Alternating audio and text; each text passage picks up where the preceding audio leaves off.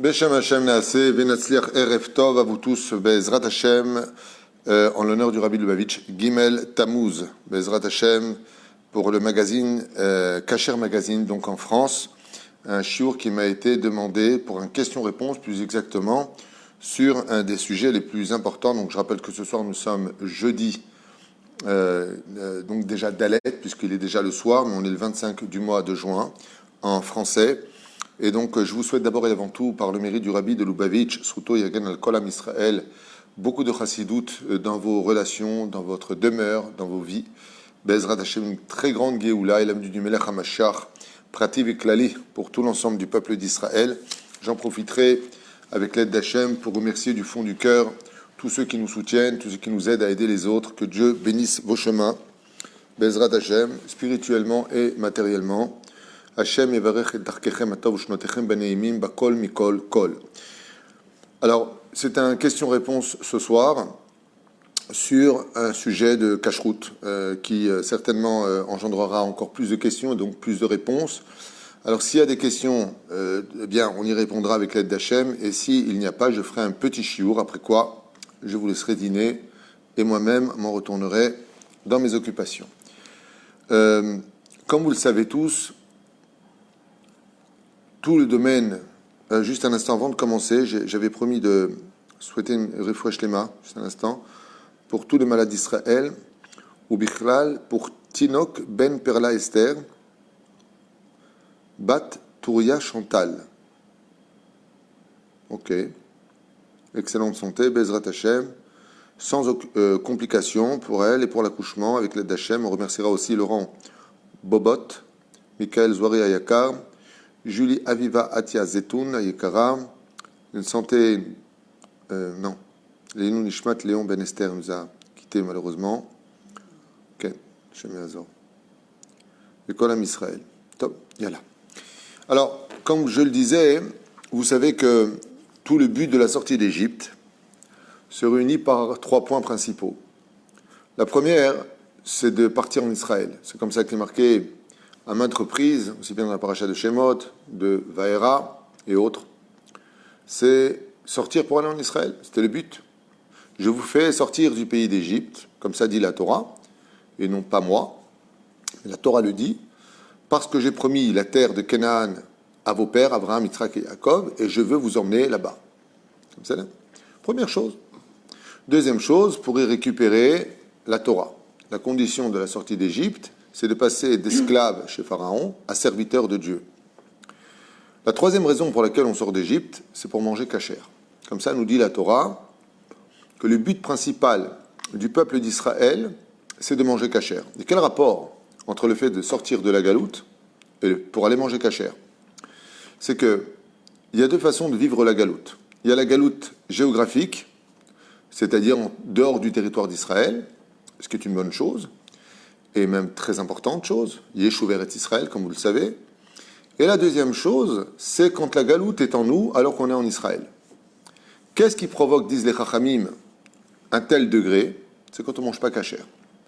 On peut être en Israël et on ne mange pas cachère, automatiquement ça nous plonge dans la galoute, car le fait de ne pas manger cachère rend le cœur de l'homme metumtam, metamtem et alève, le cœur, nous dit la Gemara, devient fou. Ça veut dire quoi, il devient fou? Il ne s'emballe pas. Ça veut dire que le mec, il est cinglé. C'est pas ça que ça veut dire. Ça veut dire que la Torah ne pénétrera pas son esprit, car il n'a plus de logique, il n'a plus de réceptacle pour recevoir la Torah. Il n'a plus de pureté pour recevoir la Torah. Ce qui fait qu'il a une espèce de marsum sur le chemin de son cœur. On dirait dans le domaine médical une artère bouchée, qui empêcherait le sang de la Torah de pénétrer son univers. Voilà. Donc, il est impératif de comprendre que de manger cachère, c'est la base du judaïsme. C'est pas pour rien que le premier péché dit, entre guillemets, dans la Torah, c'est « tu ne mangeras pas du fruit interdit ». Et donc on voit que la première source qui a emmené l'homme à tomber dans la tristesse et dans les 6000 ans de réparation, c'est parce qu'il n'a pas mangé cachère. Qu'est-ce qu'il n'a pas mangé cachère? Le fruit interdit. Bon, c'est un sujet pour lui-même, je ne vais pas développer, mais ce qu'on doit comprendre, c'est qu'on est venu réparer la cacheroute sur terre. Et c'est pour ça qu'on mange. L'une des raisons pour lesquelles Dieu a créé des corps qui ont besoin de manger et de boire, dit le Ben Ishraï, c'est justement de faire le tri des nitzotzot qui sont dans la nourriture. Ce tri-là, avant de commencer à faire des brachot et de relever le birour, des nitzotzot, comme on dit dans la Kabbale, les étincelles qui sont dans la nourriture, eh bien, c'est d'abord de manger kasher. Il y a des choses qu'on sait, comme c'est marqué dans le paracha de Shemini, qui sont grossières. Comme, qu'est-ce qu'un animal kasher? Eh bien, si c'est un animal terrestre, il faut qu'il ait le sabot fendu devant et derrière et qu'il soit un ruminant. Waouh, temps mort.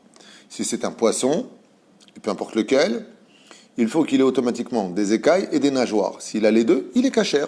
Comme je l'ai dit, c'est deux gros titres grossiers qui rendent l'animal kasher.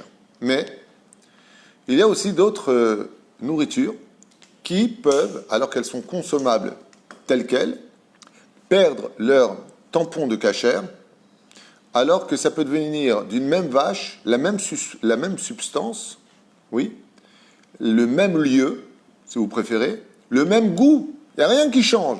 Il n'y a rien d'interdit.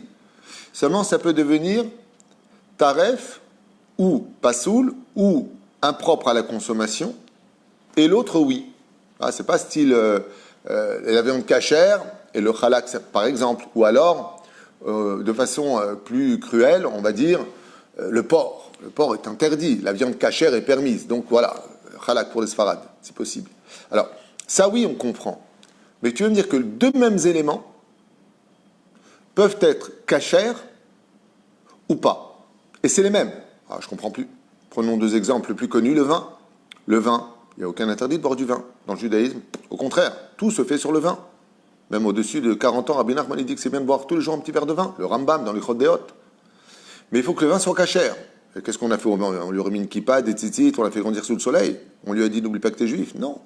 Il y a un chômeur. Il y a un juif qui va être pratiquant, qui va vérifier depuis la vigne jusqu'à la fabrication du vin. Ses yeux ne quittent pas la fabrication pour être certain qu'il n'y ait pas de bénédiction de prêtre sur le vin et que tout soit fait Kedat Moshe Israël, qu'on ne rajoute pas de produits quelconques droite et gauche pour avoir du vin cachère. Mais le vin, il est cachère en lui-même. Donc c'est un exemple où on peut voir ce qu'on appelle, il y a une messer, le vin interdit formellement à la consommation, et la même vigne, qui elle par contre, sur une partie mesurée, aurait été sous la surveillance d'un mashgiach, donc d'un juif présent, et d'un côté, la vigne à droite n'est pas bonne, la vigne à gauche serait bonne. Pourquoi? Parce qu'ici, il y a eu surveillance, là-bas, il n'y a pas eu surveillance.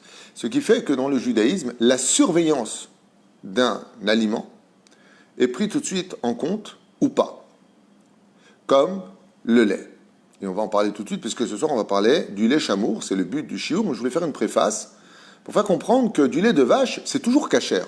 La vache étant cachère, ce qui sort du pur est pur. Ce qui sort de l'impur est impur. Une vache, ça sort du lait. Qu'est-ce que tu veux mettre à la vache? La kippa, elle est tzitzit, elle aussi, faire une brit mila, j'ai pas compris. Tu veux qu'elle vienne à Harim, qu'elle ait 12 enfants pour la rendre cachère? Non, c'est du lait. Mais il peut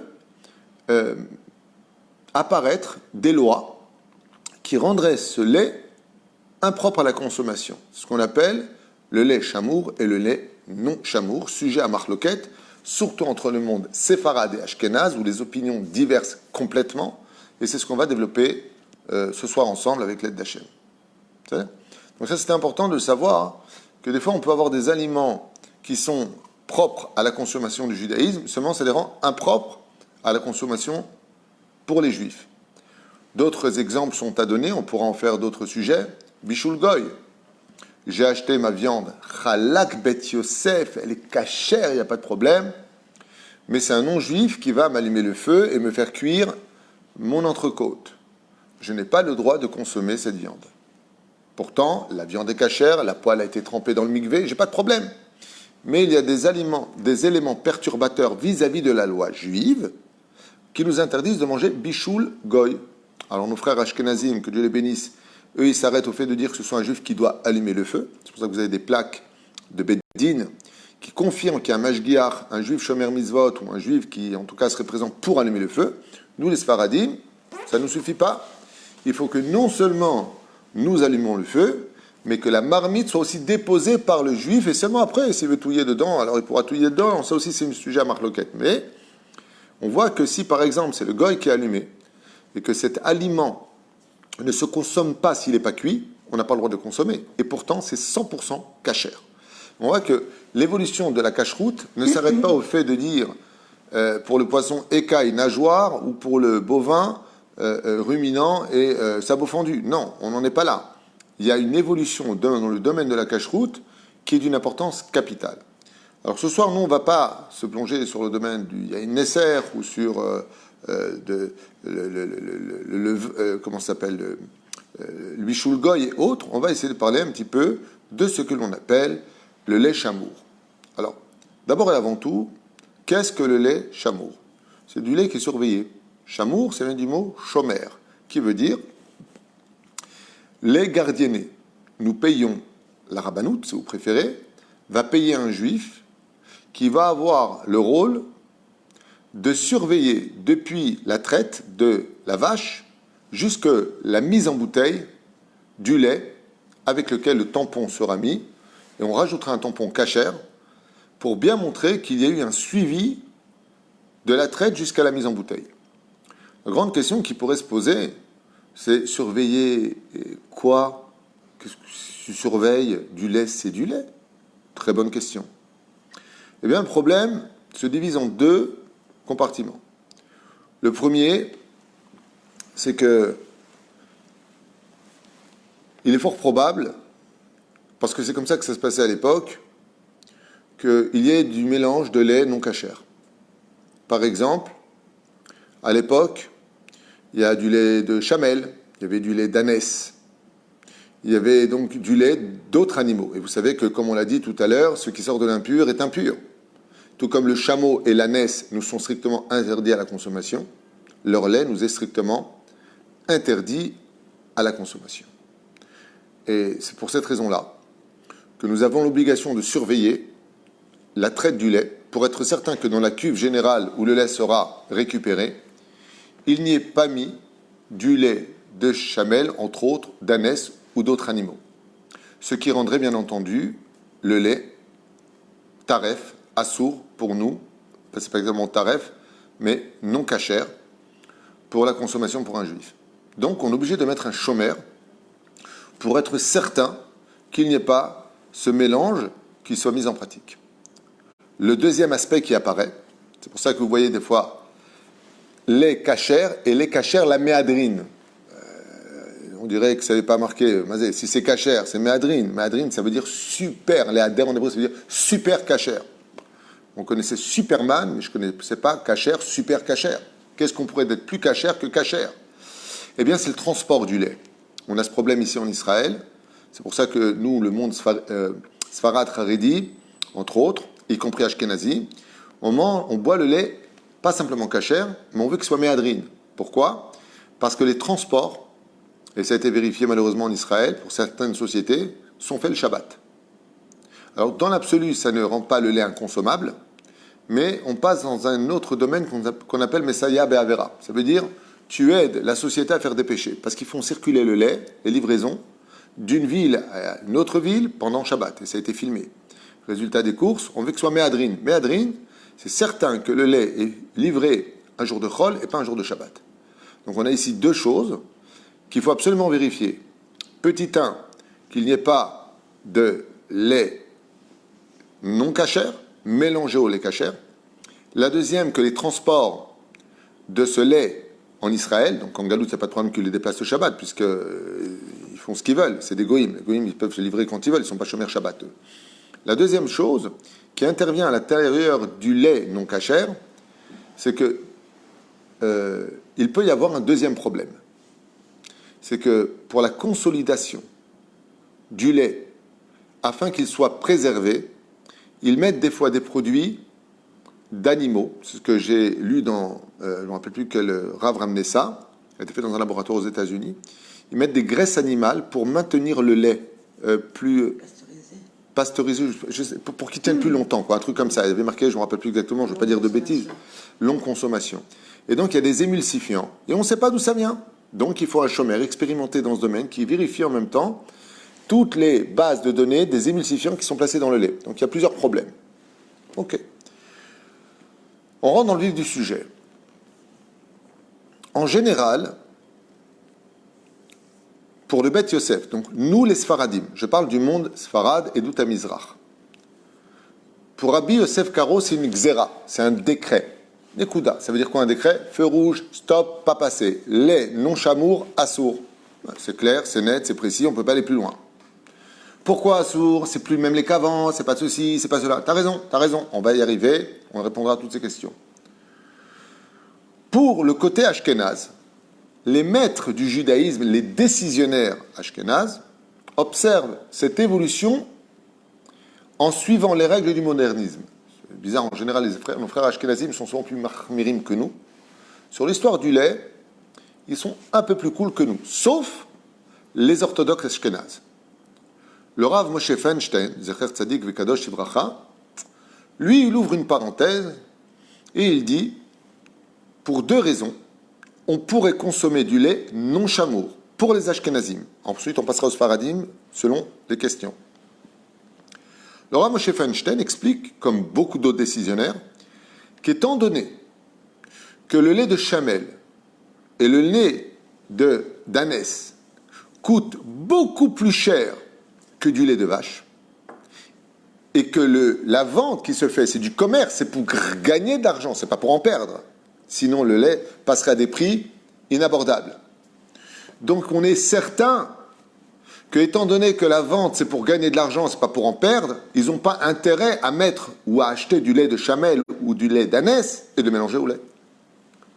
Donc, pour le Rav Moshe Feinstein, pas que lui, on ne va pas tous les faire, c'est pas un cours qui s'adresse aux Avrechim, c'est un cours qui s'adresse à l'ensemble des gens. Eh bien, on n'a pas de problème de consommer dans l'absolu du lait qui n'est pas chamour, si on n'a pas. Pourquoi?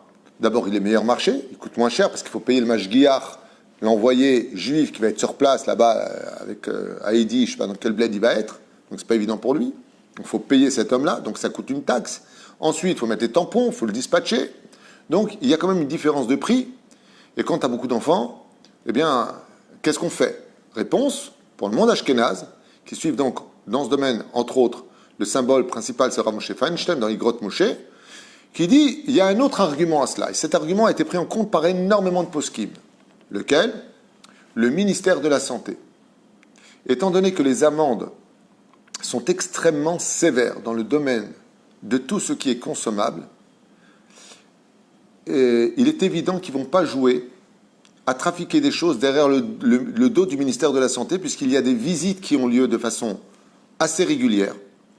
Et donc, quand ils disent que c'est 100% du lait de vache, ils n'auraient pas le droit de tricher, de peur de fermer leur usine ou de recevoir une amende qui les ferait beaucoup plus réfléchir.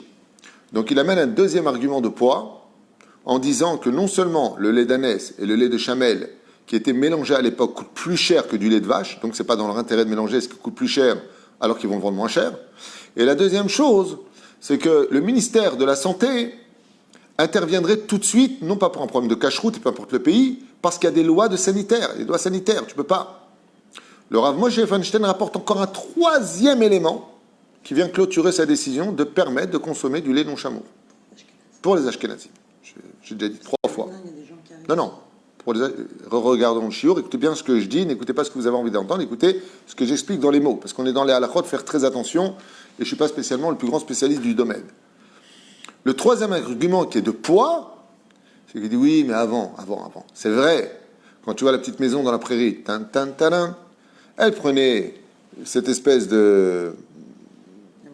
cette bouteille en verre, il versait ça dans des cuves qui étaient ouvertes, et ensuite il prenait des seaux, il versait, il faisait dans les bouteilles en verre, vous vous rappelez, comme aux États-Unis, avec un petit bouchon dessus.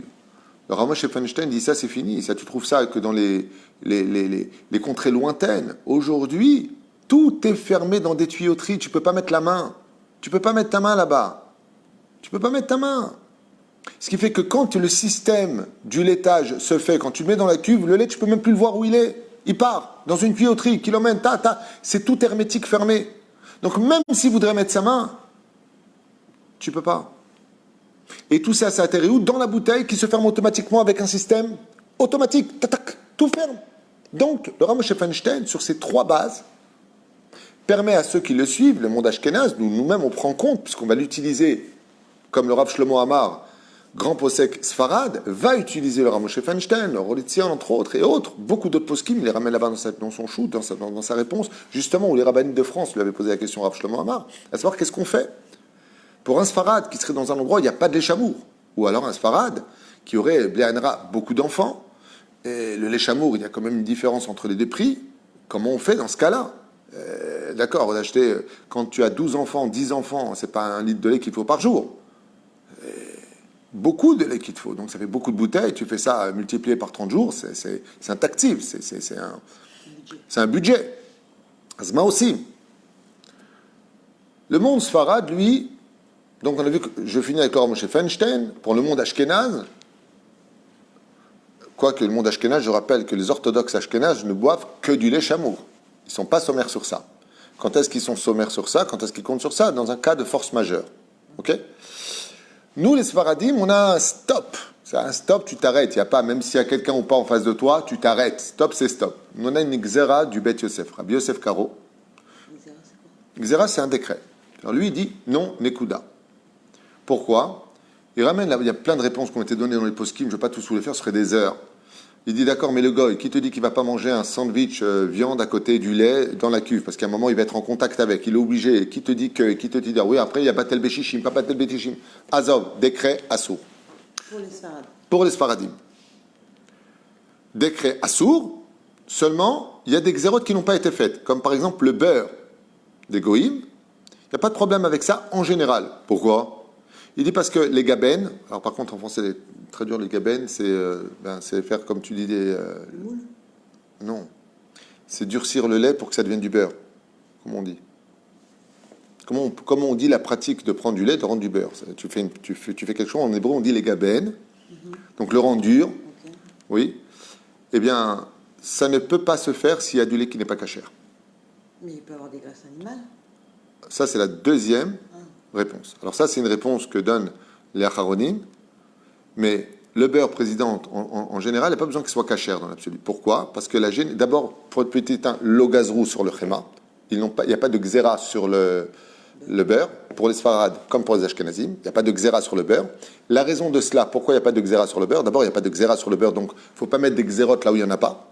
Donc ça veut dire que là où il n'y a pas de décret, pourquoi tu vas en mettre? Petit 1.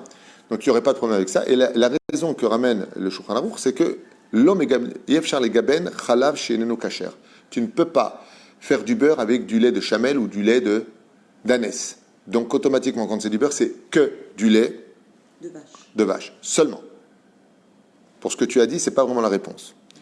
Les poskim nous disent qu'aujourd'hui, ils ont réussi à créer des molécules synthétiques pour que même le lait d'ânesse et le lait de chamel puissent devenir du beurre, chose qui n'existait pas avant. Seulement, comme ce n'est pas la majorité, on va selon la majorité. La reine, si tu peux prendre un beurre avec tampon cachère, c'est beaucoup mieux. S'il n'y a pas, tu peux compter sur le fait que le mégabnim, on ne durcit pas, je ne sais pas comment on dit le mot légaben, trouvé dans le dictionnaire, je sais ce que c'est, mais je n'arrive pas à le trouver en français. C'est le français qui me manque là, justement. Du lait qui n'est pas cachère. Donc en général, le beurre, petit 1, il n'y a pas de décret sur le beurre. Petit 2, le beurre en général ne vient que 100% du lait cachère. Quand tu parles du synthétique, qui mettent les molécules synthétiques aujourd'hui pour la coagulation du lait qui deviendrait, dans sa fermentation, du beurre, aujourd'hui c'est vrai qu'il y a un problème avec ça, c'est qu'on peut maintenant pratiquer du beurre de lait avec des mélanges de lait d'animaux impurs avec ces molécules nouvelles qui ont été inventées au XXe siècle. Oui, même de la graisse animale, mettre dans le beurre la graisse animale. C'est encore... Si tu dis qu'il n'est pas cachère, celui qui est pas le beurre... Encore une fois, là on rentre à im mutar ou assour, tchouva, mutar. On va selon le rov. D'accord? On va selon le rov. Donc le rov, c'est la majorité. Est-ce qu'on peut ou pas? On peut. Il n'y a pas de décret. Le Rav Ovadia, il dit Logosrim xera kshen xera. On ne fait pas d'exérote sur le fait qu'il n'y ait pas d'exérote. Tu comprends? Maintenant, mais va dire que tout ça, c'est s'il n'y a pas. S'il y a, prends avec le tampon, c'est évident. C'est bravo. Mais bon, si le tampon, il va te coûter $3 de plus, c'est un peu compliqué quand tu as des familles nombreuses. En ce qui concerne donc le lait, pour le monde sfarad, nous, on n'a pas le droit, entendez-le bien, de consommer du lait qui n'est pas chamour. S'il n'y a pas marqué Chalav chamour, Sfarad, on ne peut pas le consommer. Seulement, les Chachamim, les Rabbanim importants, Baruch Hashem de France, se sont adressés au Rav Shlomo Amar et ils lui ont dit, et qu'est-ce qui se passerait si une personne se trouverait à Chamonix avec tous ses enfants, il serait par exemple en vacances d'hiver, et il n'y a pas, El Malas, il n'y a pas. Alors qu'est-ce qu'on fait quand on a des enfants? Ou il se trouverait à travailler par exemple sur une île à Tombouctou, je ne sais pas où, et il n'y a pas, il n'y a que du lait de vache, Maosim. Dans ce cas-là, dans un cas de force majeure, dans une impossibilité par rapport au prix, par rapport au fait qu'on ne peut pas faire autrement, et on parle vraiment du cas où on ne peut pas faire autrement, le Rav Shlomo Amar, décisionnaire sfarade contemporain, dit qu'on a le droit de compter sur, entre autres, Rav Moshe Feinstein, il apporte là-bas dans son shoot une réponse, dans sa réponse, pardon, dans son responsable, on dit en français, énormément de rabbanim, de références qui disent qu'on peut compter sur le côté industriel, tuyau fermé, que ça coûte plus cher, et patati patata. Donc, pour un sfarad, dans un cas de force majeure, c'est-à-dire que là où il n'y a pas, il en a vraiment besoin, il ne peut pas s'en passer, ou il n'a pas d'argent, il ne peut pas subvenir aux besoins de ses enfants, c'est très compliqué pour lui. Dans ce cas-là, dans un cas de force majeure, il pourra compter et se conduire sur la chita des Ashkenazim, dans un cas de force majeure, c'est-à-dire du lait non chamour. Mais uniquement dans ce cas-là. Mais attention, uniquement dans ce cas-là. Deuxième cas qui ramène là-bas, il dit ceux qui sont pratiquants, vadaï que non. Ceux qui sont loin du judaïsme, alors ils auront malgré tout sur qui compter s'ils ne peuvent pas acheter du lait chamour. Alors juste pour que ça soit clair, du lait non chamour, c'est du lait où il y a écrit kasher, tampon, la méadrine. Du lait chamour, pardon. Oui, parce que je ne comprenais pas la question. Le lait chamour, c'est celui où il y a le tampon, pas du tout. Kasher, la méadrine. Non, absolument pas. Ah. Du lait chamour, c'est du lait kasher. C'est marqué lait chamour, c'est tout. La méadrine, c'est encore un autre sujet que j'ai développé tout à l'heure et j'ai expliqué pourquoi on rajouterait le mot méadrine sur du lait. Ça veut dire que ça comprend non seulement une surveillance totale depuis la traite jusqu'à la mise en bouteille, mais y compris en Israël, ça concerne Israël, dans le transport du lait qui ne se fasse pas ni Yom Tov ni Shabbat. Pourquoi? Parce que le monde orthodoxe a pris des vidéos avec Tnuva à l'époque, c'est pour ça que Tnuva, vous avez du lait kasher et du lait méadrine. Kasher parce que Béhémet, c'est vérifié sur place, il y a le mashgiach, mais c'est transporté pendant le Shabbat. Donc méadrine, c'est certain que ce n'est pas transporté pendant le Shabbat, kasher, on ne sait pas. Voilà. Donc il ne faut pas tout confondre entre le fait que ce soit méadrine et kasher, c'est une question de transport. Donc, et le lait non chamour, c'est le lait qu'on vend à Carrefour. Absolument. Qu'est-ce qu'on appelle le lait non chamour? C'est du lait en bouteille ou du lait, en carton, et donc qui est vendu à tout le monde, tout public. D'accord. Maintenant, si c'est du lait de brebis ou du lait de chèvre? Le lait de brebis et le lait de chèvre peuvent tout à fait être, consommés au même titre que le lait de vache. Il faut qu'il soit chamour. Chamour pour les femmes. Ben vadaï. Pourquoi? Parce que qui te dit qu'il n'y a pas eu de mélange? Qui te dit qu'il n'y a pas des émulsifiants? Qui te dit qu'il faut un mashgiach qui soit spécialisé en laboratoire, qui connaît bien la liste des émulsifiants pour bien vérifier que ce qui est vendu aux juifs ne comporte pas d'interdit selon la loi juive. Alors il y a une dame qui dit là justement qu'aujourd'hui les vétérinaires ils font des piqûres dans l'estomac de la vache pour réintroduire de l'air. Cela réduit les gaz et augmente la production de lait. Okay. Donc l'estomac est perforé et donc rend la vache non cachère. Ça n'a rien à voir avec ça. D'abord, sa réflexion à cette dame est très, très importante. Je n'étais pas au courant de ce qu'elle vient de dire. Mais là, ce qu'elle vient de dire, c'est pour la shrita. Masechet Choulin, nous avons 5 simanim. Ça, c'est pour la shrita. Qu'est-ce qu'on appelle un animal taref? C'est un animal où, à partir du moment où on lui fait la shrita, elle n'aurait pas pu vivre au-delà des 12 mois. Hormis les 5 points qu'il faut connaître dans la halakha pour faire la shrita d'un animal, qu'il rendrait taref si j'ai mal fait la shrita. Qu'est-ce qu'on pourrait dire d'un animal qui n'est pas cachère? Ça veut dire que, étant donné qu'il a maintenant l'estomac perforé, est-ce qu'il aurait pu vivre? Mais ça n'a rien à voir avec la traite du lait. D'accord, mais non, mais à partir du ça, moment... c'est pour la viande de l'animal. Bon artor. Elle dit, à partir du moment où l'animal, donc, il n'est pas cachère, puisqu'on il sait est perforé. Il est taref à partir du moment de la shrita sur les 12 mois. D'accord. Mais tu as dit tout à l'heure, à partir du moment où l'animal, il est pur, là, il devient non cachère. Donc, le lait, il ne devient pas non cachère.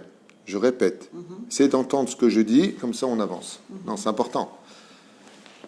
Le fait qu'on lui perfore l'estomac devant le porc, c'est une petite aiguille. J'ai jamais entendu ça avant, mais si elle le dit, elle sait ce qu'elle dit. Ça, c'est pour les lois de la shrita. Ça ne concerne pas le lait qu'on tire. Ça n'a rien à voir avec ça. D'accord? C'est plus simple à expliquer comme ça. Il y a une dame qui dit, mais pourquoi le décret des Ravanim n'est pas valable pour tout le monde, Ashkenaz et Sfarad?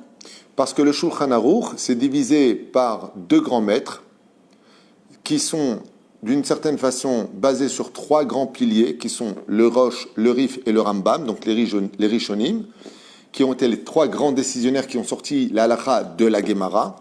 Sur ceux sont venus à la même époque, un à Sfat et l'autre en Pologne, je crois, en Russie, je crois que c'est en Pologne, je ne me rappelle plus, je vous dis franchement, Rabbi Asher Moshe Ezerlich, Zecher Tzadik Kadosh Ibrahim, qui est connu sous le nom du Rama, et qui a écrit le Shulchan Aruch en même temps que le Beth Yosef. Et quand ils ont fini, quand le Rama s'est rendu compte que le maître en Israël de la halakha, Rabbi Yosef Karo, avait fini, il a regretté d'avoir écrit le sien. Et qu'est-ce qui s'est passé dans le Shulchan Aruch? On les a mis l'un à côté de l'autre. Le monde Ashkenaz suit le Rama, le monde Séfarade suit le Beth Yosef. Et c'est comme ça que les choses doivent être faites jusqu'à l'avenue du Mashiach, Bezrat Hashem, où il y aura plus de problèmes. Mais pour l'instant, c'est comme ça que ça marche. On n'a pas les mêmes chapeaux, on n'a pas les mêmes chaussettes, on n'a pas les mêmes rabbins, les Breslev, les Lubavitch, les Vizhnitz, les Belz, les Rav Ovadia. Chacun a son rab, parce qu'il n'y a pas qu'une seule façon d'être juif. Il y a 70 facettes dans le judaïsme et 12 tribus, chacun avec son drapeau et son président. Donc vous imaginez bien un petit peu le balagan, ce qui fait que d'être juif, ça ne veut pas dire que c'est être moi. Il y a le Rambam, il y a le Rosh, il y a le Rif et il y a le Rav Ovadia aujourd'hui. Un jour, tu avais fait, dans un cours, tu avais dit, c'est comme l'armée. Il y a l'armée de terre, il y a l'armée de terre. J'avais donné cet exemple, effectivement, l'armée de l'air, l'armée de terre, les Marines, et pourtant on sert tous un général d'armée. Mais il faut accepter l'idée que les gens n'arrivent pas à comprendre. Vous voyez, les Yéménites, pendant les 2000 ans, vous étiez en contact avec eux? Non. Je rappelle que les Tunisiens, les Marocains, les Algériens, quand j'avais moi 20 ans, ils se faisaient la guerre entre eux. Quand tu ne vas pas poser un Algérien, tu vas poser... On n'a pas la même culture, c'est pas la même gastronomie, même si on se ressemble, même si on s'aime au fond de nous. Jusqu'à aujourd'hui, on a les synagogues Baruch Hashem Ashkenaz, on a les synagogues tunisiennes, les synagogues en Israël.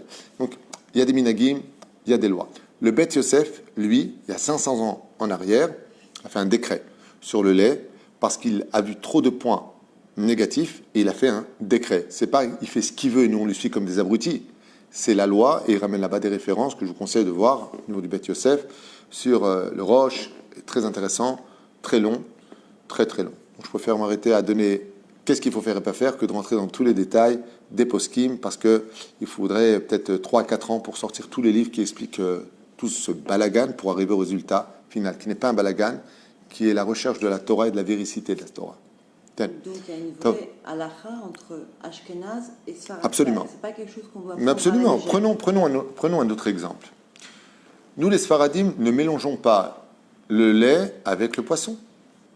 Pourquoi? Parce que la Gemara nous dit qui kachal et tsaraat.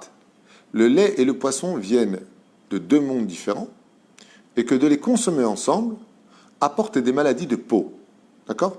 Le Rama, Posek, donc Posek Ashkenaz, ne tient pas compte de la Gemara dans son psak halakha. Ce qui fait que pour un Ashkenaz, tu peux tout à fait te commander une pizza, fromage, thon. C'est pour ça que vous avez la Rabbanout qui dit, pas de problème.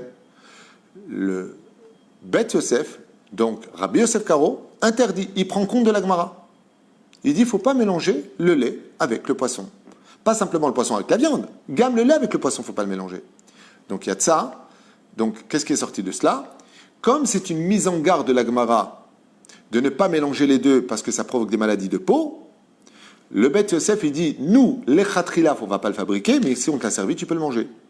En d'autres termes, si je suis invité et qu'on m'a préparé un de mes plats préférés à l'époque, c'était les pâtes au saumon et à la crème fraîche, donc lait et poisson, je n'ai pas le droit de le commander, mais si on me l'a servi, j'ai le droit de le consommer.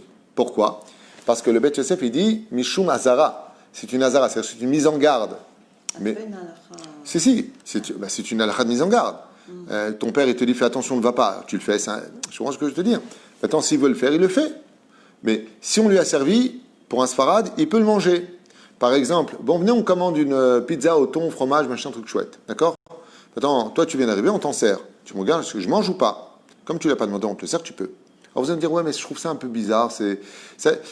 Pour les gens qui sont loin du judaïsme et les gens qui n'étudient pas la Torah de façon assidue, ont l'impression qu'on a une espèce de jeu comme ça, de je sais pas qui, pas quoi. Vous avez raison. Ça paraît comme ça, mais vous vous trompez. Vous savez, quand vous avez un chirurgien qui fait ce qu'il fait, on se demande pourquoi il fait ça. Tu joues, tu fais des dessins, c'est quoi ton truc? C'est des coups de scalpel précis. La Torah nous apprend un petit peu, je m'excuse de vous prendre cet exemple, vous savez, quand on cherche des diamants dans la boue, on le lève, on a les pieds dans l'eau, comme ça, on le lève, et on fait comme ça, on bouge dans tous les gens, l'impression qu'il joue.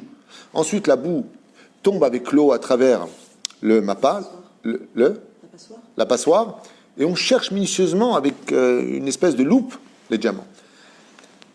C'est exactement la même image pour le judaïsme. Les rabbinim ne se sont pas amusés, ils ne savaient pas, style, tiens, qu'est-ce qu'on met ici d'après toi? Viens, on décide. Non, non, on n'est pas des bœufs qui suivons des bergers. On parle ici de décisionnaires, et je vous invite grandement, parce que cette réflexion-là, je l'ai vue quand j'ai fait Tchouva, je trouvais ça un peu bizarre, toute cette cérémonie, toute cette façon d'agir. Je vous invite grandement à ouvrir les livres un jour comme ça, juste pour ouvrir. Regardez le nombre de références et de combats, de marlokot qu'il y a sur ce sujet-là, vous allez tomber en arrière. Tomber en arrière. Il faut voir la guerre, les explications qui se cachent derrière tout ça avant d'arriver au psak, c'est-à-dire avant d'avoir quelle est la halakha à faire, quel chemin de la Torah, Mishnah, Gemara, Rishonim, Parshanim, Acharonim, Geonim, Savoraim, vous avez toutes les époques. Et chacun ramène des références. Un combat de lion pour une petite souris. Mais c'est pour ça qu'on est venu sur Terre. C'est dans les petits détails qu'on voit l'attachement à la Torah. Est-ce que c'est permis ou est-ce que c'est interdit?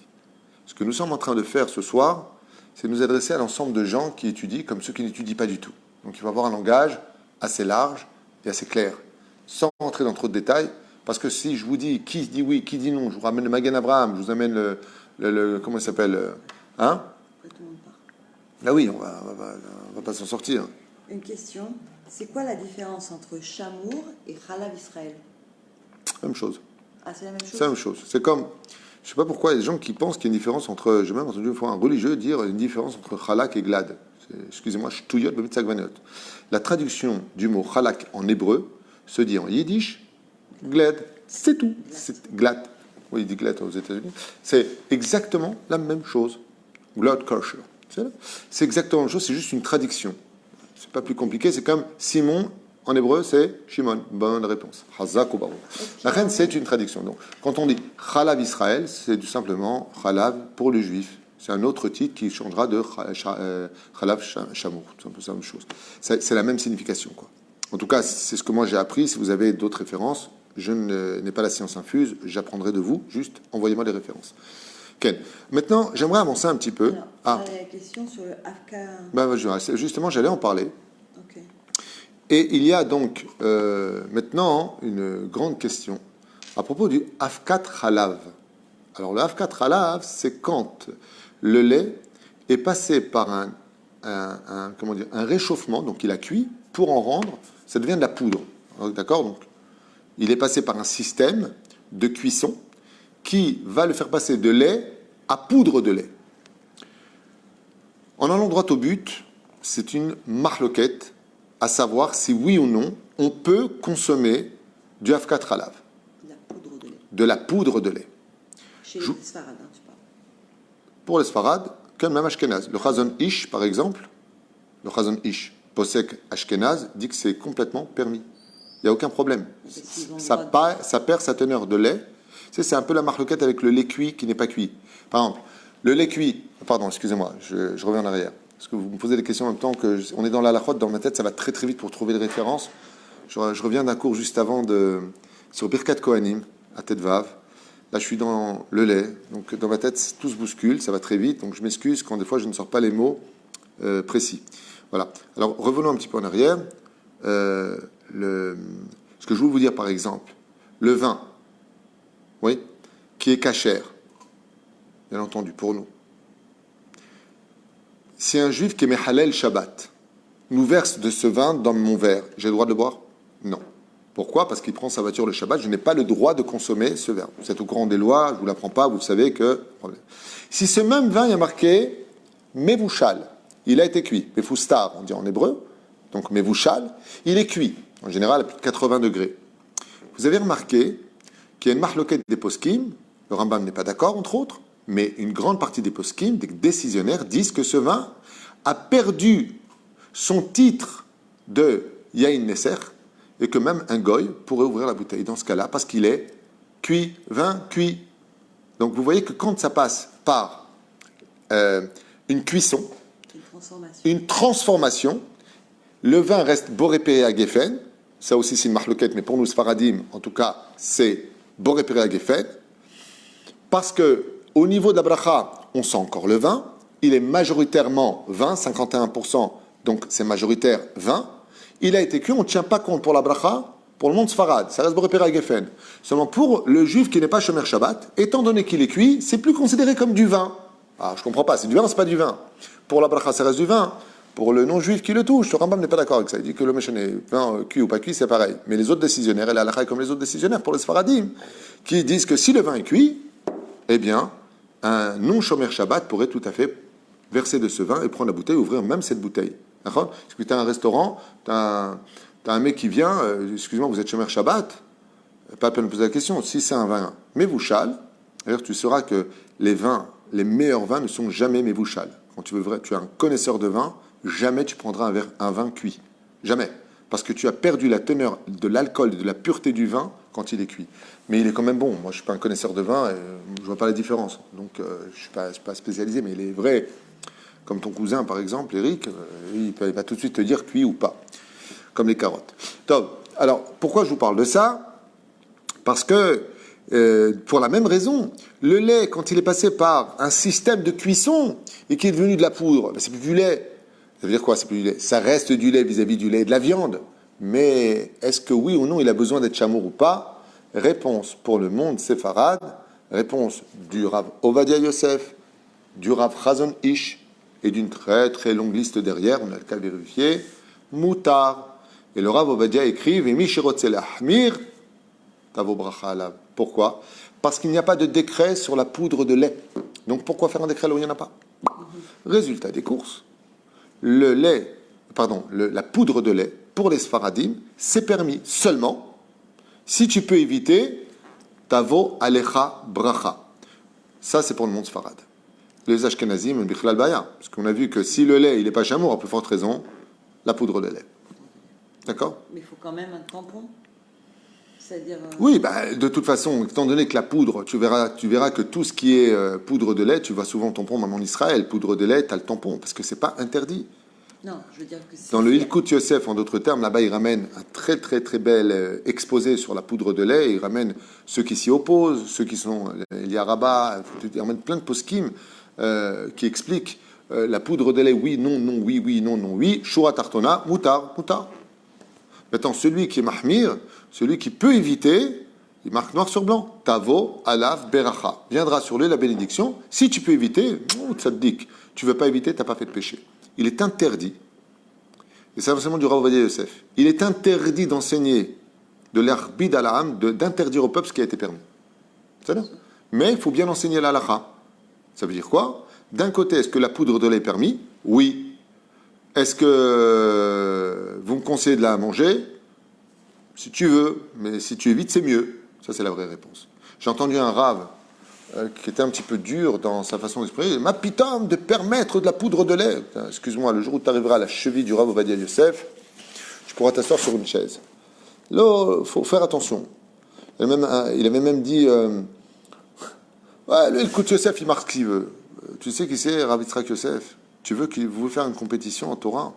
Il faut faire très attention, nous les rabbanim. Enfin, nous, moi je suis rien, je me suis mis là-dedans, alors je suis même pas digne d'employer le mot Rav. Juste qu'on fasse attention un petit peu. Et c'est pour ça que moi j'aime bien, pour éviter toutes les disputes et toutes les querelles dans ce genre, non sur Rav Ovadia Yosef, celui qui a étudié Yabia Omer, Chazon Ovadia, Alichot Olam, Baruch Hashem, Yabia Omer, son chef-d'œuvre. Et vous êtes face à un aigle de la Torah, Velachem, Bezrat Hashem, est-ce qu'on peut consommer, oui ou non, pour nous, les Sfaradim, comme les Ashkenazim, poudre de lait ? Réponse, oui. D'accord. Maintenant, si on a des gâteaux ou des aliments avec de la poudre de lait, il faut quand même qu'il y ait un tampon kasher. Baruch, on doit tout consommer avec kasher, baruch. Là, on me demande pour le lait de bébé. Quel? Le lait de bébé, donc c'est de la poudre de lait. Quel?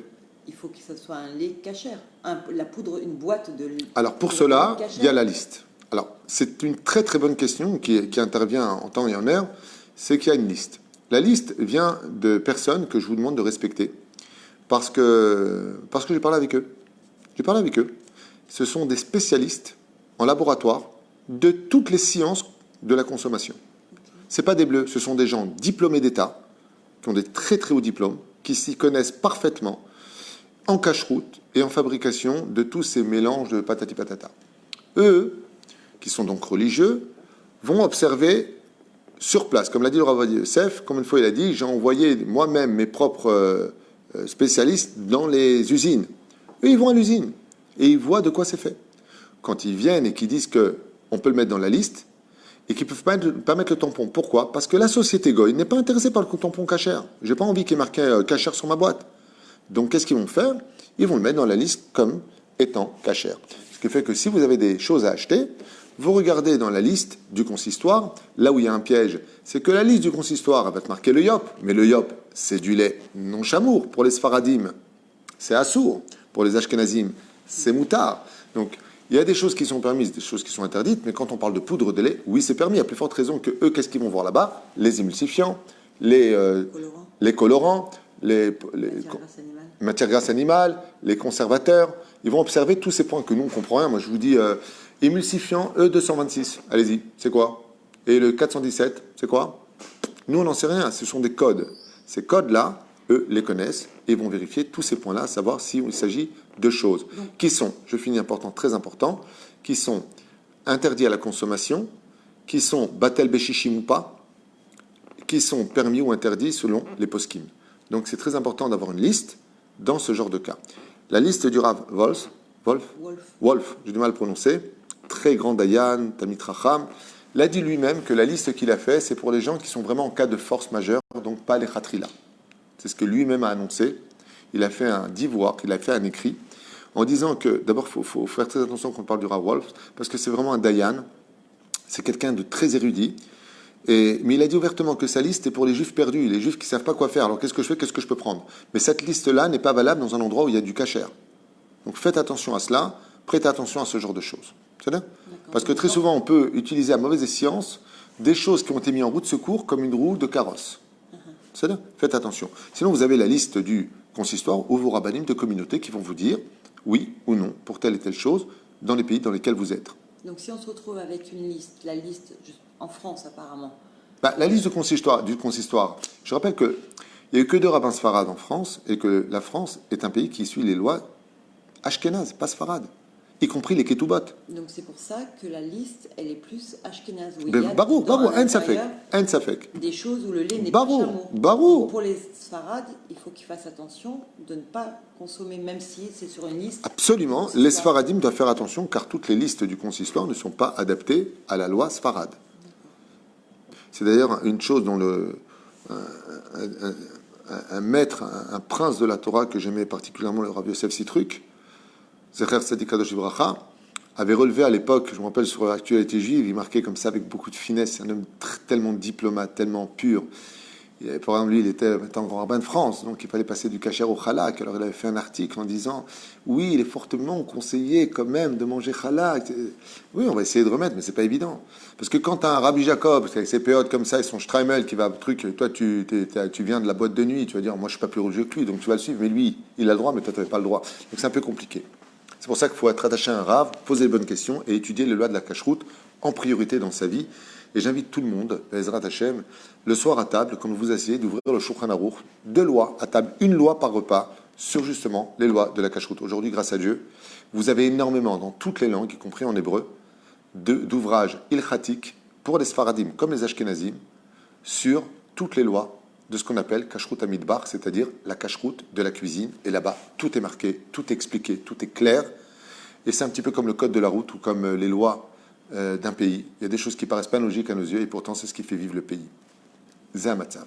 D'accord. Donc juste une précision, quand on voit sur un tampon Chalav Nochri, c'est pas pour les Sfarades, c'est pour les Ashkénazes. Chalav Nochri, ce n'est pas pour les Sfaradim, c'est pour les Ashkénazim. Chalav Israël. Pareil. Non, Chalav Israël, c'est que c'est pour les Sfaradim. Ok. Et ok. Je voudrais relever encore un point, puisque je pense qu'on a fait un sacré tour, grâce à Dieu, c'est les fromages. Donc, alors, les fromages, c'est un vrai problème, très gros problème, sérieux problème, et de qui plus est, c'est un sujet que j'ai bien étudié il y a plus de 20 ans. Donc, je vais essayer de m'en souvenir maintenant, mais je l'ai lu, je l'ai posé la question à des inspecteurs à Tel Aviv de la Rabbanout Arashi et de Badat, c'est-à-dire la Beddin Tzedek. Il y a des très gros problèmes avec les fromages non cachers. Et il est strictement interdit d'acheter des fromages non cachers. Petit 1, c'est Khalab Nokhri. Ça veut dire que c'est du lait non chamour, vous l'avez bien compris. Même s'il y a une transformation du lait. Il a fermenté, certes. Mais par contre, ce que vous ne savez peut-être pas, c'est que pour maintenir les croûtes et pour maintenir, pas tous les fromages, certes, mais on n'a pas le droit de consommer des fromages sans tampon, strictement assourd. Assourd. Écoutez bien. Même si vous avez un rave qui va vous dire oui, mais celui-là, toujours. Il y a toujours. Vous savez, vous voulez réussir un examen dans le domaine de toutes les lois juives, vous dites mahloket, ça veut dire il y a un conflit. Vous aurez bonne réponse partout.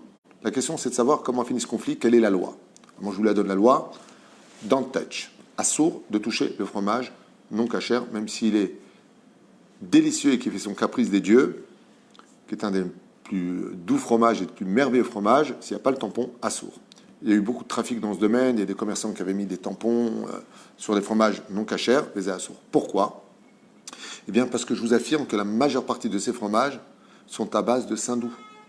Et que pour maintenir les croûtes, et c'est des spécialistes qui me l'ont dit, ils l'ont vu dans les usines. Donc, il y en a qui ne sont pas d'accord, je préfère écouter ceux qui étaient sur place que ceux qui le pensent ou qui l'imaginent ou qui ont lu des articles. Moi, je vous parle de gens qui sont partis sur place et qui m'ont confirmé qu'il y avait des matières grasses d'animaux impures qui sont mélangées à la fabrication des fromages. Bon, pour toi, c'est connu. Il y en a qui vont te dire pas du tout, n'importe quoi. Alors, non seulement c'est des mélanges interdits, mais de qui plus est, c'est taref, inconsommable et interdit à la consommation. D'où l'importance de ne jamais consommer des fromages qui ne sont pas tamponnés cachers. Okay. Maintenant, une question qui se pose. Dans les magasins cachers, oui. Où il y a écrit cachère, vraiment, où il y a tous les produits sur l'intérieur cachère, pourquoi ils vendraient du fromage, du lait non chamour pour les acheter là, justement? Tout à fait. Mais pourquoi, dans ce cas-là? Bien sûr qu'ils ont le droit de le vendre, le lait non chamour. Ils font ce qu'ils veulent. Quand tu rentres en Israël, il n'y a pas de problème parce qu'ils n'importent pas le lait de Chutzlaret en Israël. La Rabbanout, depuis le Kamamdina, interdit l'importation du lait étranger. Ça a été accepté par la Knesset depuis, et jusqu'à aujourd'hui, tu ne trouves pas du lait qui vient d'ailleurs. Les produits, oui. Tu peux trouver des choses, Khalam Nokhri et autres. Pas de problème, ça oui. La Rabbanout, elle tient compte de quoi? Elle tient compte du Tzibour. Il n'y a pas que des Sfaradim sur Terre. C'est ça. Donc, qu'est-ce qu'elle dit, elle?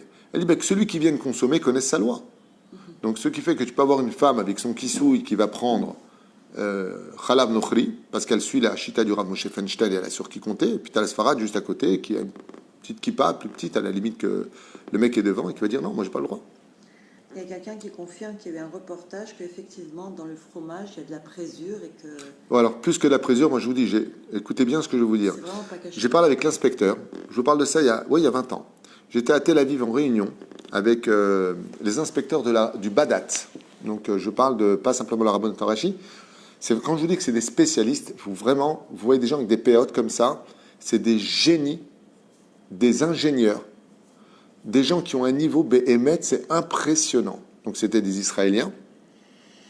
Et ils sont partis dans les usines de fabrication en Chutzlaret des importations qui sont faites. Pourquoi Badat ne met pas son tampon? Parce qu'ils se sont rendus compte que les bonbons qui sont fabriqués sont fabriqués sur fabrication d'ailes d'abeilles, graisse de charakim. Graisse de charakim, c'est-à-dire tout ce qui rampe.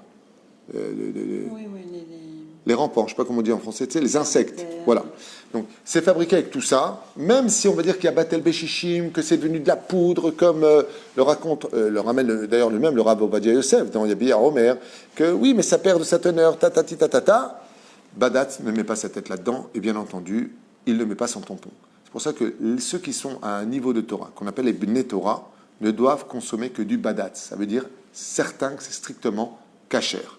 Sinon, le monde ordinaire, ce qu'on appelle ceux qui vont s'adresser à exactement traditionnaliste, Eux, ils ne vont pas rentrer dans les khumrot, dans ce qu'il faut faire, vraiment patati patata. Mais quand on il s'agit de cacheroute, il y a lieu de faire très très attention. Le mieux, c'est de consommer uniquement kasher, badat si possible, méadrine si possible, selon ses moyens. J'ai une personne qui est venue me voir à Eilat, qui m'a dit, voilà Rav Tuitou, je suis content de vous voir, Blia Inara pour moi, j'ai 10 enfants. Je lui ai dit que Dieu te les garde. Il m'a dit, voilà, le poulet badat, il est à 27 shekels. Le poulet Tnouva Méadrine, il est à 12 shekels. Faites le calcul un petit peu au niveau de l'esprit de ce que ça représente. La différence, c'est énorme, le kilo. C'est énorme. Je lui ai dit, tu peux consommer Tnouva Méadrine. Pourquoi? Qu'ils aient moutard. Le mieux, c'est Badat, quand ils ouvrent. Le dos, qu'ils ouvrent, qu'ils vérifient. Le poulet, oui. Le poulet. Non, parce que c'est un cas.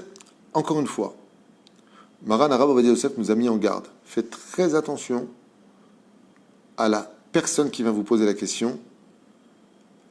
Est-ce que c'est du cas par cas? Est-ce que oui on peut? Est-ce qu'on ne peut pas? Le mieux, le maître qui te dit comment on fait, j'ai 10 enfants, tu te rends compte, le Shabbat que le poulet doit acheter? En plus, c'est une famille tunisienne. Pas lui amener une petite cuisse à Khnana Edia. C'est astérix. C'est de l'humour. Il y a quelqu'un qui dit le lait chameau est une khumra? Pas pour le Sfaradim. Non. C'est une ordonnance. On doit boire pour les Sfaradim le lait chameau, les Kouda. Et comme je l'ai expliqué depuis le début, si on est dans un cas de force majeure, on pourra compter sur la chita du Rav Moshe Feinstein et boire du lait de vache non chamour dans certains cas, comme j'ai expliqué au niveau du chiour. Je vous demande de revenir en arrière pour ne pas écouter ce que vous avez envie d'entendre en disant « Ah ouais, c'est bien, regarde ce qu'il vient de dire. Ah, donc on peut, hop, vous savez, on adore faire ça parce que ça nous arrange. » Non. Écoutez tout depuis le début, je pense que j'ai été très clair et je vous demande de rapporter mes paroles, si vous devez les rapporter à autrui, dans l'ensemble des choses et pas choisir les méthodes que vous voulez parce que ça peut prêter à confusion. Aujourd'hui, il y a un problème pour les bonbons, où il y a des cache-routes qu'on ne connaît pas, que d'un coup, le carambar il est devenu cachère. Je vais répondre à cette question-là. J'ai eu souvent affaire à cela, je vais répondre. Voilà. Et il y a aussi au niveau des fromages, donc des cache-routes qu'on ne connaît pas et que d'un coup, on voit que tel fromage, il est caché. D'abord et avant tout, je voudrais répondre à cette question qui est une question très pertinente. Demandez à vos rabbinim quand il s'agit de cache-route. Par exemple, j'ai fait une enquête sur un tampon qui venait d'Allemagne. Le nom, je ne connais pas. Bon, je me suis renseigné. Je vous dis franchement, j'ai appelé la rabbanoute ici en Israël. Mais il paraît que c'est une cache-route qui vient de gens réformistes en Allemagne. Ce sont des réformistes. D'ailleurs, c'est une femme, le rabbin. Donc, rabbin-femme. Elle a les péotes sur le côté, mais elle n'a pas la barbe. Parce que chez nous, on n'accepte pas cette notion de rabbin-femme. Ça n'a jamais existé. C'est réformiste. La femme a une place très importante dans le judaïsme. On doit tout aux femmes, que Dieu bénisse nos femmes. Bémet, comme c'est marqué dans Masechet Baba Metzia 59 Amoud Aleph. Malheur à celui qui ne respecte pas sa femme. C'est marqué noir sur blanc, 2 dernières lignes avant la fin. Si tu veux être un homme intelligent, respecte ta femme pour que Dieu augmente ton mazal, et ainsi de suite. De l'autre côté, les femmes, respectez les maris. Ne profitez pas. Donc voilà, que ce soit réciproque. Mais femme rabbin, je ne connaissais pas. Et aujourd'hui, on tombe dans cette espèce de liberté, de vivre son judaïsme chacun à son niveau. Donc pour vous répondre, il n'y a qu'une autorité rabbinique. Aujourd'hui se sont levés des rabbinim, dont je ne tiens absolument pas à dénigrer leur niveau. Ils ont un niveau de Torah certainement, comme on l'a dit il y a quelques jours, Alti et base l'echol adam, on n'a pas le droit de baser quelqu'un. Peut-être que ces rabbins sont peut-être plus forts que ce que l'on pense. Ils ont leurs références. Qui on est nous pour leur dire que ce n'est pas valable? Donc le débat, en ce qui concerne ce genre de tampons, qui disent et confirment que la nourriture que vous allez consommer, comme les carambars et je ne sais pas qui, pas quoi, pas quoi, sont cachères, il est interdit, je le dis à voix haute, strictement interdit de les consommer pour une raison simple, sans entrer dans les conflits de la halakha, à savoir est-ce que oui ou non c'est cachère. C'était là qu'était la question. Réponse très simple. Seul un beddin reconnu peut mettre son tampon Nekuda. Parce que si Chazve Shalom, on ouvre la porte, à tort ou à raison, écoutez bien ce que je vous dis, mieux vaut se fermer la bouche et ne pas consommer que d'avoir le malheur de créer une scission, comme ça s'est passé Chazve Shalom à l'époque entre Rabbi Ben Shimon Ben Gamliel et Rabbi Yoshua, qui se sont divisés sur l'idée de quand est-ce que va tomber Kippour. Qu'est-ce que lui a dit Rabbi Shimon Ben Gamliel? Il lui a dit on s'en fiche de qui a raison.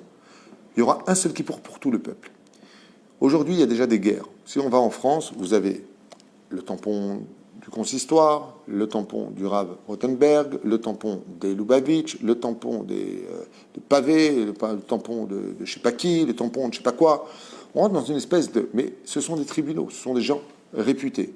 À partir du moment où il y a des tribunaux rabbiniques, des personnes reconnues, je dis bien reconnues, qu'ils soient en compétition au niveau de leur bet din, ce n'est pas notre problème. Mais que Chas Veshalom se lève au sein du peuple d'Israël, même des Dayanim, qui vont créer leur propre bet din tout seuls, en estimant que selon leur étude, mettent le carambar, ce serait caché, ils vont mettre leur tampon à eux. Interdit de consommer. Ce n'est pas une question de est-ce que c'est caché ou pas, parce que si on rentre dans le débat, on va rentrer dans une espèce de folie. La question c'est qui es-tu? Parce que ce dont souffre le plus le peuple d'Israël aujourd'hui, c'est justement de tous ces conflits. Alors lui dit que c'est cachère, lui dit que c'est pas cachère, j'en ai marre du monde religieux, je sais même pas ce que vous racontez, vous êtes jamais d'accord, moi ça me saoule, je suis peut-être pas religieux, mais en tout cas, je sais ce que je dis. Voilà exactement ce qui en ressort. Et ça, c'est très grave psychologiquement. Parce qu'il y a beaucoup de gens qui ont quitté le judaïsme à cause de justement, trop, c'est trop. C'est trop de combats, c'est trop de conflits, c'est trop de théoudot. Celui-là dit qu'il est cachère, celui-là dit qu'il n'est pas cachère. Et en Israël, c'est pire qu'en Galoute. Ici, c'est une guerre, peut-être le Shem Shamaïm. Mais si tu manges Badat, tu vas au Geinam, Rubin, tu vas là-bas, tu vas en Gilgoul, et si tu manges Atara, mais alors tu manges Taref, et alors attention, si tu manges Marfoud, tu manges du porc, et si tu manges... Daï, allez vous coucher avec ça, laissez-nous tranquilles. Kol Besséder, il y a des rabbinim de très haut niveau qui sont derrière. Le Rav Ovadia lui-même mangeait Atara, il n'y a aucun problème de manger Atara. J'ai un ami qui est inspecteur à Atara, il m'a dit qu'il n'y avait aucun problème, il a été sur place, il m'a dit ils sont stricts, ils sont bien. Chez le Rav Merfoud, et sachez une chose, comme ça vous le saurez, c'est les mêmes shochatim, les mêmes. Ce pas les mêmes inspecteurs. Donc il y a beaucoup de traluides, beaucoup de pubs, beaucoup de choses qui se font derrière tout ça. Et ça n'encourage pas à manger cachère. Ça fait plus de mal qu'autre chose. Achen, je vous conseille vivement. Et je sais qu'il y a un Rav qui est peut-être Talmid Chacham, je ne le connais pas personnellement, qui a permis plein de choses qui ont toujours été interdites. Écoutez bien ce que je vais vous dire. Qu'il ait raison ou pas, on s'en fiche.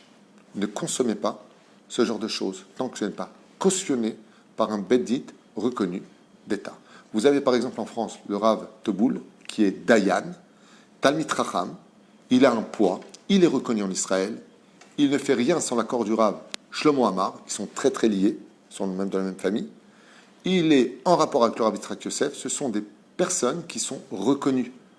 Quand tu es reconnu, tu peux te permettre de. Sinon, vous savez ce qui va se passer? Chaque rabbin qui va être érudit, et grâce à Dieu en Israël, imaginez le nombre de théodotes qu'on a. Vous savez combien il y a de Talmidei Chachamim ici? Vous savez combien il y a de Talmidei Chachamim à New York? Vous imaginez le nombre de théodotes? Alors lui va dire ça, c'est assourd. Ma putain, comment tu peux dire ça? Oui, moi j'ai sur qui compter, moi j'ai pas sur qui compter. Et vous, vous serez au milieu de tout ça. La reine, mon conseil vaut de l'or, je vous l'affirme. Moi j'ai rien à gagner, père, mangez ce que vous voulez, grossissez, maigrissez, c'est votre problème. Ne touchez pas un tampon qui n'est pas reconnu par un beddin. Nekuda. Mais comment faire quand ça se trouve dans les magasins cachers? Mais les magasins cachers, vous savez par qui c'est. Attendez, les magasins cachers sont là pour faire de l'oseille. Excusez-moi de vous le dire à voix haute. De quoi vous me parlez, les magasins cachers? Pourquoi les patrons qu'on a ici, de tout ce qui est cachère, vous les avez vus? Ils n'ont même pas de kippa, de quoi vous parlez? Les magasins qu'on a ici, les supermarchés, qui est tout badat, le mec, il n'a même pas de kippa. Je ne sais même pas s'il fait Shabbat. Quel rapport? Ce problème qu'il y a, c'est que nous, on fait confiance. Ben, on est juif, bon, ben, c'est en Israël, ou voilà, je rentre dans la boutique et cachère. Ils sont là pour l'argent, ils ne sont pas là pour autre chose. Maintenant que nous, on a besoin de ça, tout mérite salaire. Tout mérite salaire. Vérifier dans les magasins cachers, il faut vérifier. Barou, mais barou, on doit vérifier à l'intérieur, mais c'est évident. Maintenant, quand c'est écrit cachère d'un nom qu'on ne connaît pas, et c'est pas un autocollant, c'est sur le papier lui-même. Oui. Mais alors il faut vérifier. On les connaît pas tous. Alors je vais vous décevoir dans la réponse. Okay, je sais que je vais vous faire du mal ce soir et je m'en excuse parce que moi j'adore que donner de la joie et du sourire. Donc je m'excuse pour ce que je vais vous dire et je vais vous mettre en garde. Bon, cette guerre-là, tout le monde la connaît en Israël, donc c'est pas vraiment un problème. Je ne sais pas comment elle est en France, ou aux États-Unis ou ailleurs. Mais on peut tomber sur des charlatans. Et il y en a. Pas beaucoup, mais il y en a. Qui ont inventé des théoudotes. Je vous donne le prix, ça coûte $2000. Vous allez voir ces rabbins des bois. Ils vont vous vendre une théouda sur laquelle il y a marqué Badat, un truc de fou, tellement c'est bon, en plus avec des belles couleurs. Tu ne peux pas la rater, la théouda. Il n'y a pas de mashgichim, il n'y a personne qui vérifie quoi que ce soit. Ils te vendent juste une théouda. Ce sont des hommes d'affaires déguisés en rabbins. Et ils ne sont pas des rabbins déguisés en charlatans. Faites très attention à cela, parce que ça fait un très grand chilou lachem. Énorme chilou lachem. Et on dit, tu vois les religieux, regarde, c'est honteux. C'est pas vrai, rabotaï. Ce ne sont pas des rabbanim. Ce sont des gens déguisés en rabbins, qui se font passer pour des rabbanim, qui n'ont pas de théoudot, qui ne sont pas reconnus, qui ne connaissent rien, mais qui savent très bien faire du business, et malheureusement, ils jouent avec les incrédules. Ils jouent avec ceux qui ont confiance, parce qu'on est un peuple pur, qui faisons confiance, parce qu'on est juif, parce que ceci, cela, et on tombe dans des pièges. La reine, faites attention. Bien entendu, c'est une exception à la règle, c'est pas la généralité, mais on ne peut pas rentrer là-dedans. C'est compliqué, même si je suis un petit peu, moi-même, pas tout à fait d'accord avec certaines autorités qui donnent des théodotes, sans donner de nom, c'est pas le but, Bezrat Hashem. Donc, c'est vraiment à prendre en compte qu'il est préférable, avec l'aide d'Hachem, je vous conseille, en tout cas mon conseil à moi, c'est de vous adresser à vos rabbinim de communauté pour leur poser la question, qu'est-ce qui est valable de ce qui n'est pas valable, et le mieux c'est leur dire, et vous l'auriez mangé? Faites-le. Vous allez voir la réponse, elle est un peu différente. Maintenant, donc, juste, parce que là, les gens, ils sont un peu perdus, il y a des gens qui viennent... Pourquoi perdus? Pourquoi perdu? J'ai été tellement clair. Non, pas par rapport à ce que tu dis. Par rapport à toutes ces Ashgarot et tous ces dans les magasins cachers, pour eux, il y a écrit cacher, on mange cacher. C'est quand tu vas en France, le Rav Rothenberg, il est réputé. On sait très bien qu'ils ont des inspecteurs qui vont sur place. Le Beddin est réputé. On est d'accord ou pas avec eux par rapport au prêt qu'on leur donne souvent le côté business dans la cache-route. Mais ils sont quand même réputés. C'est un Beddin. Moi, je connais les rabbinim. Une partie des rabbinim qui sont là-bas, c'est des vrais rabbinim. Alors, il y a toujours celui qui est bien, celui qui est mal. Un pavé, c'est des vrais rabbinim. Il y a des dayanim. Alors, Ben Tata qui est là-bas. Il faut faire un rave et demander à son rave. Ouais, tout simplement. Prendre une photo et demander. Voilà, mais c'est ce qui se passe ici en Israël. Moi, combien? Toute la journée, je reçois Rav Tutu, vous connaissez cette Théouda? Je regarde. Si je ne connais pas, j'appelle qui de droit parce que il me dit je ne connais pas. Je dis ne touche pas. Quand on ne connaît pas, on ne touche pas. Pourquoi? Parce que derrière la Théouda, vous savez, c'est comme les écrans. On ne sait jamais qui est derrière l'écran. Alors vous nous dites ouais, mais je ne comprends pas. Vous avez raison. Moi non plus, je ne comprends pas. Il y a des gens qui vont utiliser la Torah à mauvaise escience. Vous n'êtes pas au courant? Il y a eu Datan, il y a eu Aviram, il y a eu Korach, il y a eu plein. Il y a eu plein. Toute notre vie, il y a eu Doeg Adomi. Toute notre vie, on a eu des gens qui ont utilisé la Torah, mauvaise science, qui ont utilisé la Torah pour se créer un kavod, pour prendre de l'oseille, pour utiliser les gens, pour devenir des gourous. Mais c'est pas la Torah. Il y a eu des très grands rabbinim, de très bons rabbinim, des gens qui ont donné leur vie aujourd'hui. C'est là du Rabbi Lubavitch, entre autres, qui a donné sa vie pour le peuple. Il ne faut pas mettre tout le monde dans le même sac, il ne faut pas tomber dans la folie. Seulement, il faut faire attention. Vous avez par exemple un produit, vous voyez une Teuda, posez la question. Posez la question. Vous avez en général le numéro du chômeur, posez la question. Vous êtes qui cautionne? Qui est le Rav qui est derrière? C'est le Rav Apirion, je crois, qui était réformiste, ça vient de me remonter. Truc Apirion, je sais pas quoi, un nom bizarre. Sinon, des Teudotes, demain je viens vous voir en privé, ok? Je dis, tu veux qu'on fait un business? Viens, on fait des Teudotes, toi et moi. Ouais, pourquoi? Je connais que 3-4 halachot, on se fait un truc. Ouais. Et je vais permettre maintenant tout ce que je veux, parce que je vais trouver le pasouk de là-bas, je vais faire un nœud, et je vais dire, voilà, c'est cachère. Nous, qu'est-ce qu'on fait? Qu'est-ce qu'on fait? On ne fait pas. Bon, on a eu comme ça à Jérusalem un magasin qui a été fermé parce qu'il avait... La Rabbanout Israël a fermé son magasin d'un Rav qui a mis son tampon sous prétexte qu'il il avait raison. Il a porté les références de Yabia Omer, le Rav Ovadia, il a porté la dette des Rishonim, il a prouvé par A plus B que son analyse sur la cache-route, eh bien c'était cachère. Le consistoire en Israël, donc le Beddin ici, lui a fermé. Ils sont partis au Bagat, ils sont partis à la Cour suprême et ils lui ont fermé. Pourquoi? Parce que des fois dans la vie, il faut arrêter de savoir qui a tort ou raison. Il faut qu'il y ait une tête sur un corps et pas 10 têtes sur un corps, sinon ça fait mal à la tête. Voilà, je pense que j'ai été clair dans ce domaine. C'est ma femme. Non, c'est vrai. Juste que si tu peux rappeler, enfin je le dis, oui, de revoir le cours au début. Oui. Il y a plein de questions. Alors vous avez plein de questions et ça fait plus d'une heure qu'on en débat sur le sujet de la poudre de lait, le lait chamour, le lait pas chamour. On a donné beaucoup de choses. Je pense que je vous ai mis sur un plateau beaucoup d'éléments à bien écouter et réécouter pour être certain d'avoir les bonnes réponses, car ce sont quand même des sujets ambigus, remplis de marloquettes, et le pire de l'histoire, c'est pas ça. Toucher coulé, c'est que si vous allez raconter ça maintenant à un autre rat, vous connaissez pas la réponse, mais pas du tout, puisque il va vous sortir le Elia Rabat, il va vous sortir d'autres poskim, et là, vous allez tomber. C'est pour ça que moi, ce que je vous apportais, ce sont les lois Sfarad, Rav Ovadia Yosef, on a cité le Chazon Ish, on a cité Elia Rabat, Rabbi Moshe Feinstein, je vous ai apporté les références. Et puis, n'oubliez pas un détail, chacun son Rav. Je m'adresse ici à ceux qui me suivent depuis toutes ces années où j'enseigne la Torah grâce à Dieu. Je le mérite, enfin, j'enseigne rien du tout, je vous transmets un peu de mon étude. Je ne suis pas un Talmid Racham, je ne suis pas un érudit. Je vous transmets juste une Torah de vérité et tout ce que je vous dis est référencé. Voilà. Donc, s'il y en a qui ne sont pas d'accord, allez voir vos rabbanim. Moi, je m'adresse à ceux qui me suivent, ceux qui me font confiance. J'ai beaucoup d'élèves dans beaucoup de pays, grâce à Dieu, qui me suivent et qui, Baruch Hashem, sont très contents après avoir même vérifié pour certains les références qui m'ont confirmé, Baruch Hashem, que la véracité de mes propos. Donc moi, je m'adresse à ceux qui me suivent parce que, encore une fois, tous ces sujets-là sont sujets à marloquet. Si vous allez dire que le Rav Tuitou, il a dit dans la vidéo que Afkat, Chalav Nochri était permis, si vous tombez sur une personne qui est obtus dans son étude et qui ne comprend pas vraiment ce qu'il raconte, il va vous dire, sans le vexer, hein, ma pitom, comment il peut dire une chose pareille? Il n'a pas vu ce que dit un tel. Je m'en fiche de ce que dit un tel, d'abord je l'ai vu. Je suis sur ce que dit le Rav Ovadia Yosef directement. Parce que quand on s'adresse à un tzibour, quand je suis avec mes avrechim, donc j'ai 30 avrechim ici, 54 à Jérusalem, qui étudient à Aureliaou, quand je parle avec des gens pieux, je n'ai pas le même langage. On parle de référence, je donne les feuilles de Gemara, on amène les Rishonim, l'Acharonim, c'est un autre langage. Quand on s'adresse au public, vous avoir mal à la tête, lui il a dit oui, lui il a dit non, à quoi ça sert? Vous, ce que vous voulez, c'est, je vais au magasin, je fais quoi? C'est la finalité qui compte. La reine, assez les harab, c'est avec minasafek. Faites-vous un rave, éloignez-vous du doute et vous verrez beaucoup mieux. Mon enseignement vient de moi, c'est pour celui qui me suit, celui qui n'est pas d'accord, c'est son droit, libre arbitre, plusieurs façons de comprendre la Torah, la briout, Erev Tov, Leitraot, et ce qui compte, c'est que vous soyez tous en bonne santé et un Mashiach pour nous tous. Baruch Adonai l'Olam, Amen.